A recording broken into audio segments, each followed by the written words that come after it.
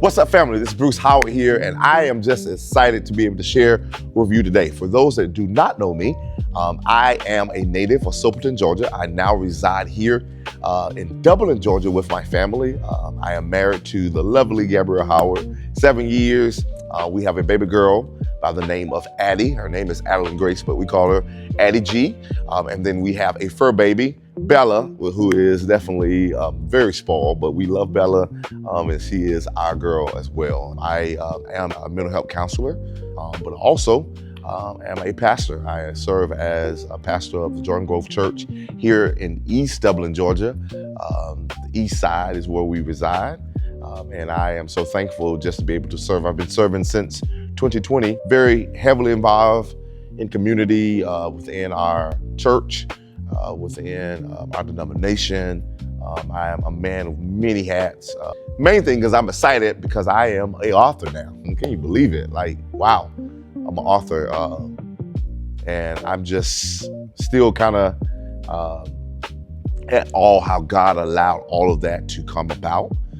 It was actually in the year of 2020 where, that was the time that our world was literally flipped upside down. COVID was here, a lot of fear, a lot of loss, a lot of uncertainty was happening all over the world. And that was in that moment, I believe, that God had placed in my heart, my spirit, for me to birth a space for individuals to come together to be restored, renewed, and refreshed. And so out of that moment of uncertainty, those days, those weeks of uncertainty, the Lord placed on my heart to begin a weekly prayer call that actually still goes on to this day, weekly prayer call entitled The Refreshing. I think of it as wells of encouragement, sacred wells of encouragement for others to come, to be refreshed, be restored. Basically just 15 minutes of word, of prayer, that individuals can stop, pause, 7 a.m. every Wednesday. And it was out of that the Lord allowed me to birth my first devotional. I say very first because I believe this is the start of something great. From that, I released on my birthday, which was January the 6th, I released a podcast. One of my friends was telling me, he said, man, it's just amazing when you say, hey, I'm gonna do this, you put your mind to it, it was no stopping you. And literally that's how it has been. Like, the Lord has just really been pushing me and motivating me to just get it done. And so now I have a book, I am a publisher, and I'm also now hosting my own podcast. And so I'm just excited about what God is doing in my life, what He has allowed me to do during these moments of refreshing. As I was starting the devotionals 2020, I believe God was literally using that to prepare me for what's next. You know how we go through those seasons that we feel like, okay, this season has purpose. And I just felt that God used the refreshing, not just to refresh others or prepare others, but He was using that moment to prepare me. It was in 2021 that I went through a season of grief. It began with my sister and her family. They were involved in a tragic accident that took place at the start of 2021. And after that, my father passed away in 2024, literally the week of my birthday. I was celebrating, preparing to celebrate, and then that's when we found the news about my father. And then the week after that, my uncle passed away. So it was a lot of this season of grief that was happening.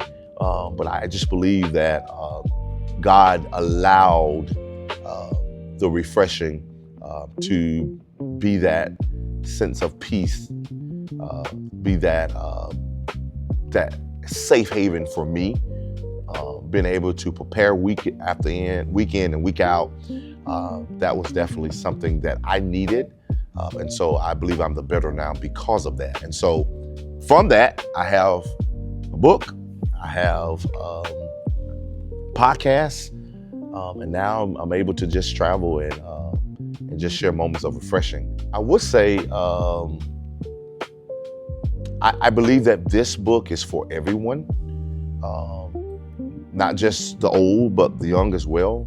I think we all need a refreshing. And so this book was designed for time for us to be renewed, to pause, and to reflect.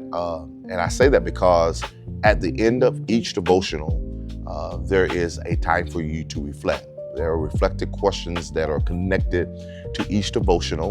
And so once you read the devotional, you will reflect on those questions, and then there's a prayer at the ending of each devotional, and there's also space for you to share notes. So I just really feel that this devotional is twofold.